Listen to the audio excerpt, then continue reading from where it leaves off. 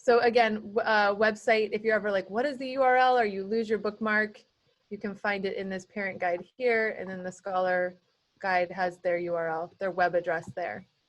All right, so, but again, we are in a fake account right now. That is my daughter, who is ironically observing me, who is the student. So I have a fake account for me as a student and a fake account for her as a parent. So just some things I wanted to go through. When you first log in, the very first time, it's going to ask you for your notification preferences. But if for some reason this got closed, you can also in your account go to notifications. So it's actually a great place to visit, because we've heard from some of you that you get notified way too frequently, that every time the teacher grades something, you get an email. So here's where you can decide if you want to get something like right away, every day, every week, or I don't need to know. So this is like if there's a due date, any announcements, discussions you won't see. Parents don't have access to the discussion posts, but things like that. So you can change your alert settings here. Miss Riley, can you share what the little things are on the side? The check, the clock, the count, like those? These correspond with this up here. So you can see they're described right here. So the check is notify me right away. A clock would be I want it every day. The calendar is weekly, and the X is don't tell me, I'm good. All right, the other thing, so when you click on your account here, you're gonna see notifications, you're gonna see settings. If you go to observing, that's where you can see who you're observing. So my daughter Louisa is observing me, but let's say that you have another kid, this is where you can add them. They should have been added automatically, so no one should ever have to add a kid, but just in case like something crazy happens, or let's say you're a coach and for like an outside club team and your athletes are okay, they can give you a pairing code to add you to their accounts. So you can observe any student who is willing to give you their pairing code. Okay, the other thing I wanted to show you. So the dashboard is where all the courses are listed. If you have multiple kids, they are mixed together. I don't know why Canvas doesn't separate them. That would be nice of them, but they just mix them all up. So you can see down here who the course is affiliated with if you have multiple kids. Otherwise, they will be just jostled together. So let's say you want to go to stats, you can just click on the course, or you can also go here and you can see the whole list of their courses.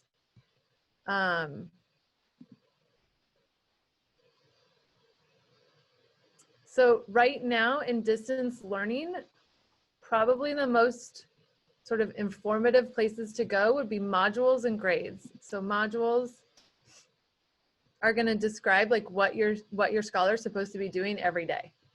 Most of the time there's a date, so you can see what date it's affiliated with. So if you want to know like what were they doing on 9/18, you could click on it and it's going to show what the scholars were supposed to be doing in class. Let's go to a different class. Miss Riley, the question in the chat is when you showed the pairing code, how do they get that code?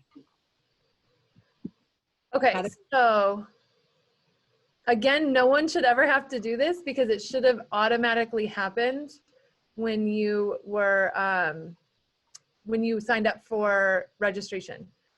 So so we don't have actually the directions for this on the website because the district was concerned that it would create confusion if people were creating accounts on their own instead of using the one that was generated through Parent View.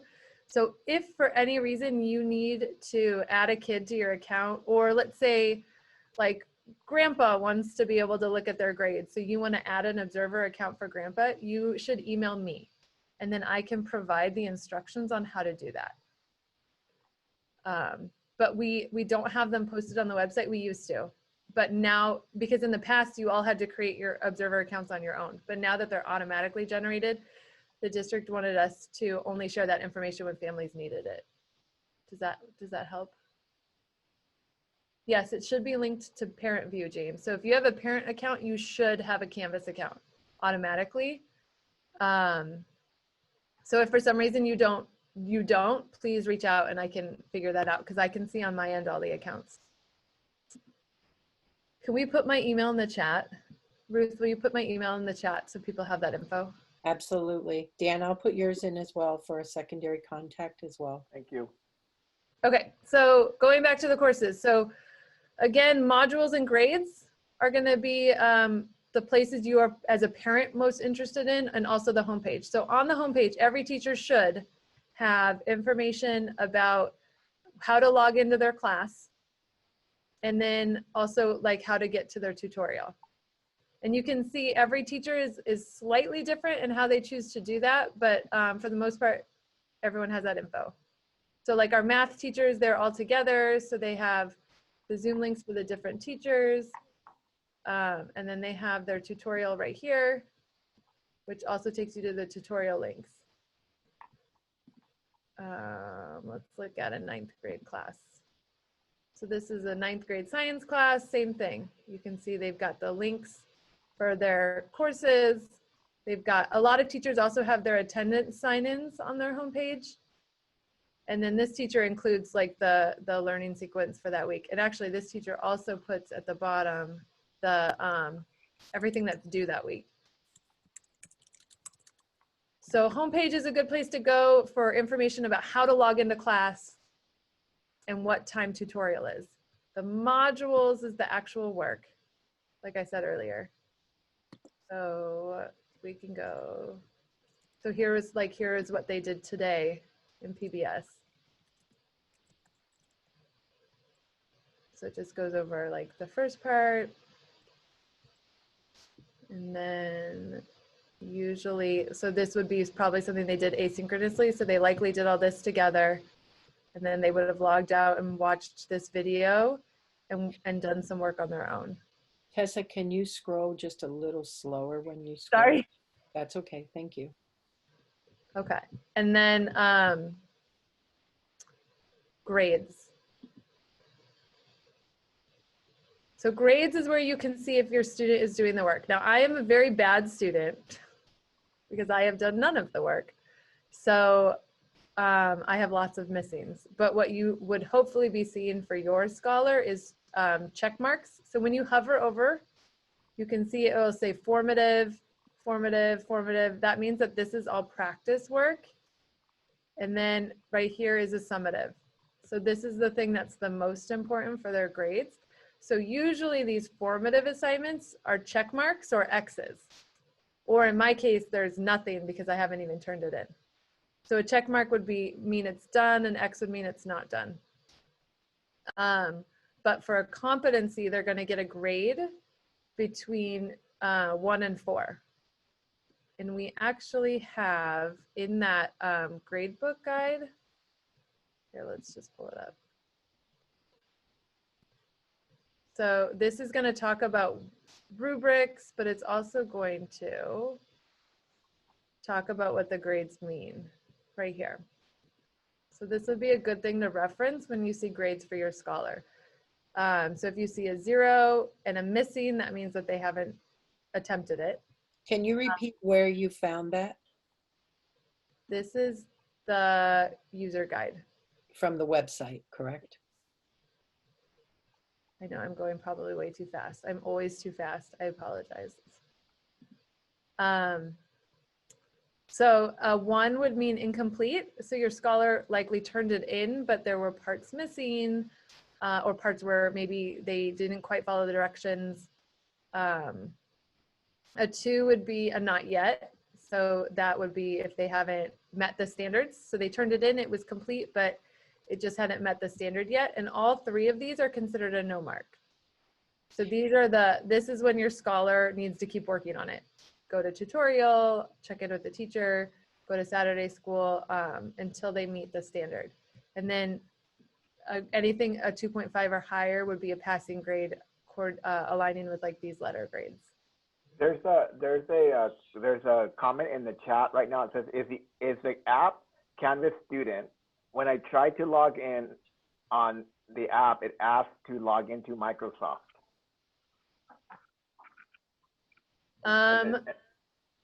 And so the reason it says that is because the scholars all use their single sign-on, which is linked to our Microsoft account. So when they log on for the first time, it will take them to that Microsoft URL.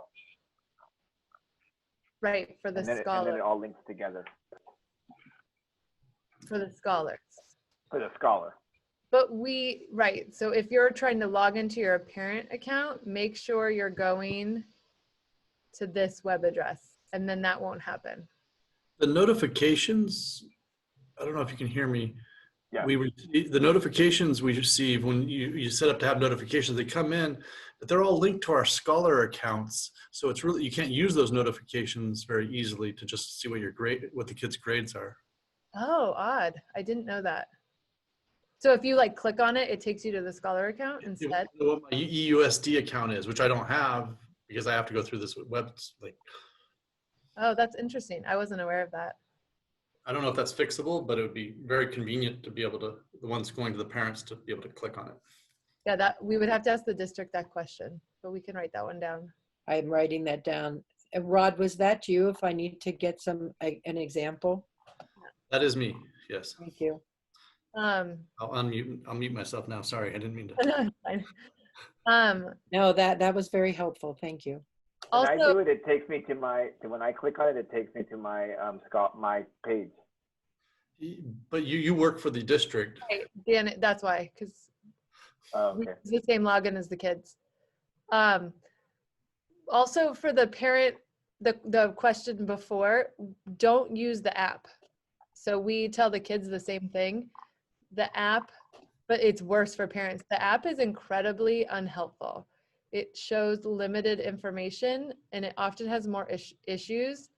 So I would, if you want to use your phone, bookmark this web address in your internet browser in your phone. Don't use the app. The app is awful. We like to pretend it doesn't exist. Okay. So, all right, so back to grades. The other thing is when you're in grades, you can very quickly switch between classes right there. You don't have to like go out, find a new course and get to the grade page again. You can just switch right here.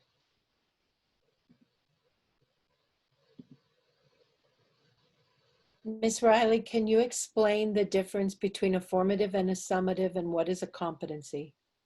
Yes. Let me go back to a course that has more. I wonder what she has.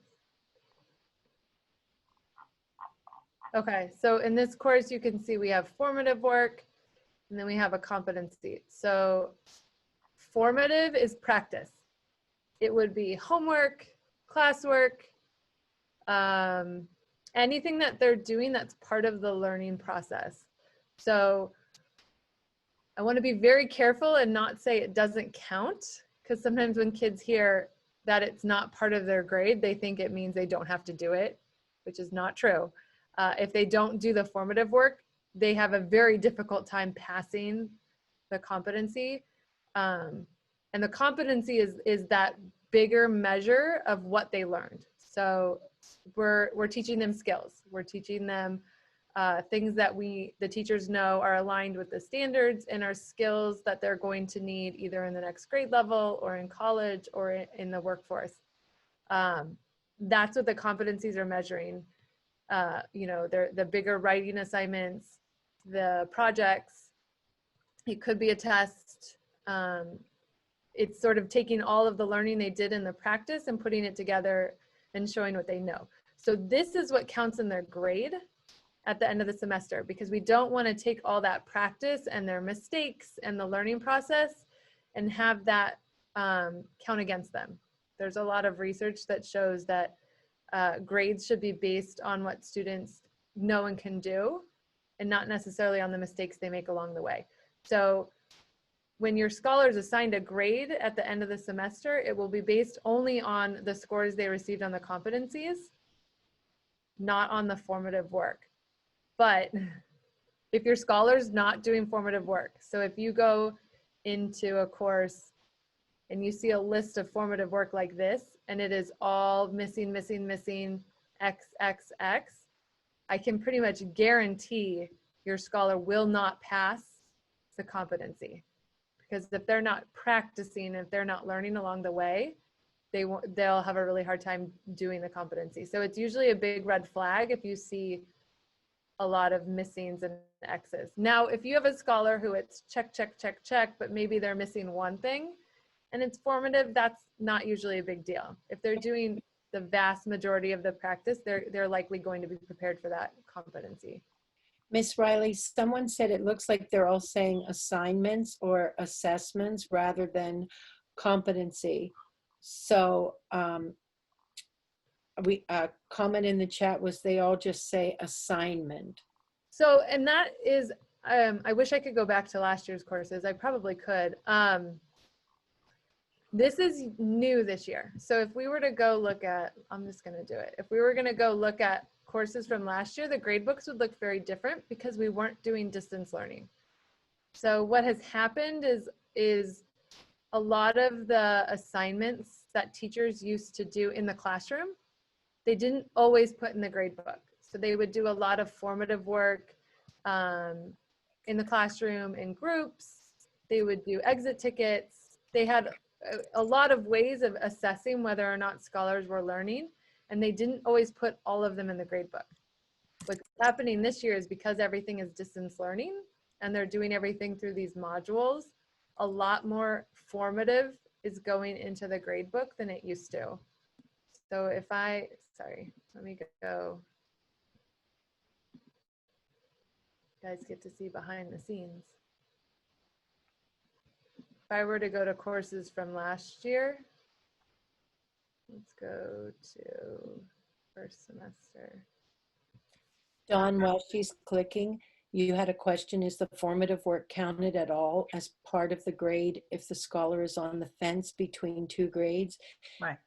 I don't want to answer declaratively for any teacher because grading is individual to the teacher. And I would say, as Ms. Riley shared, formative work is typically that work that is in preparation of the competency, not as a competency add or help.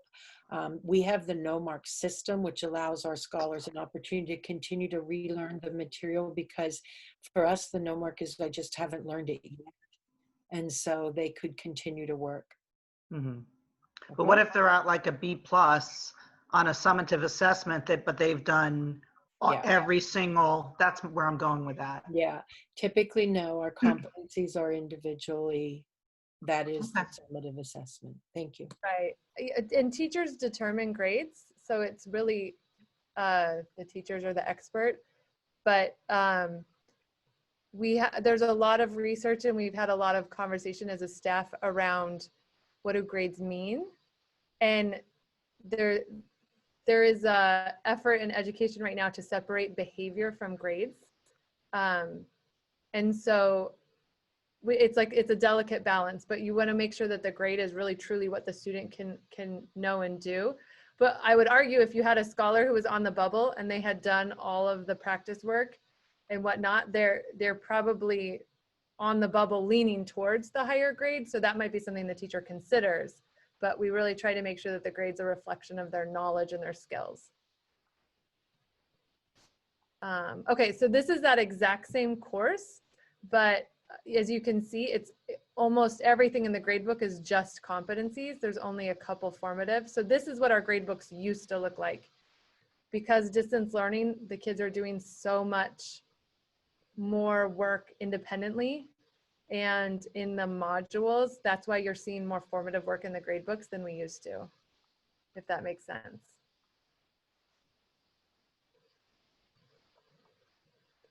And it's already 5:30. So I don't know, and I feel like we could probably do like 2 hours on Canvas. So I don't know if there's any other like super burning questions. We are absolutely committed to bringing this topic back periodically throughout the year, especially as our scholars acquire more competency grades within the context of their system. So as Ms. Riley said, there are competencies given. Maybe they're every 2 weeks, maybe they're every 3, maybe they're every 4. And so we're absolutely committed to returning as needed, even by grade level if we need to, and talking through. We want the dialogues with Del Lago to be responsive to what parents' needs are. We want to always be respectful of the time, and we also want to honor other information that you might wish. If bringing this back would be something you would be interested in, where we could maybe go more deeply into like a module and some grades, please put that in the chat and we'll be happy to look into that. Tessa, there's a question. What work makes a student need to attend Saturday school, or to, like, can you explain how someone might get selected for Saturday school or even tutorial?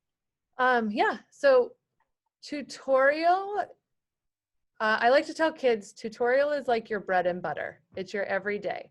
So tutorial would be for, you know, just finishing up classwork, for asking questions that maybe you didn't get a chance to ask in class, for studying for an upcoming test, for catching up on any work you get behind on, and no marks. And then Saturday school is like a bonus dessert that only comes around every once in a while. So Saturday schools are not every Saturday. And then each grade level might only have 2 or 3 a semester. So Saturday school is really, it's a 4-hour chunk of time to try and do maybe an entire competency. So we usually target the kids who have no marks. Both from the previous semester and the current semester. So Saturday school wouldn't be for someone who maybe, you know, missed a day of school and just has a little bit of catch-up work. It's usually for someone who has maybe an entire competency to complete or a couple things. And we do phone calls, but we post it on the website because sometimes kids want to come and make up attendance. So if you have a kid who's really trying to have like perfect attendance or that high attendance, they can come and make it up. And then we do have some kids who just, they like the space to get work done. But for the most part, Saturday school is targeting kids who have at least a couple no marks in a class. I want to thank you so much, Ms. Riley, and I'm going to ask this for closure. If you could please navigate back to the DLA website and please show where your videos are that discuss Canvas one more time so people know where to go for those resources. So if you're on the website, you're going to go to the school year 2021, help with Canvas, and then everything is here. The user guide, the Spanish user guide, the workshop video in English, and the workshop video in Spanish. Just a heads up, this is the wrong document right now. They're gonna switch it tomorrow. I just noticed it today. So this one will be the Spanish version of the user guide. It was accidentally left the create an account. And I apologize, Justine. I put M. Riley because in my brain I was thinking Mrs. Riley, and I put M for Mrs. So it is T. Riley. Thank you so much. Yeah. And if you run into any login issues, password issues, or whatnot, email me. I can usually figure things out relatively quickly on the backside because I can see your accounts. A parent asked if we were about the video, and just we are going to post the video as soon as they were asking if we're going to email it, but we are going to post the video as soon as we are able to. So look for it in the next couple of days, and we'll put it right on the website.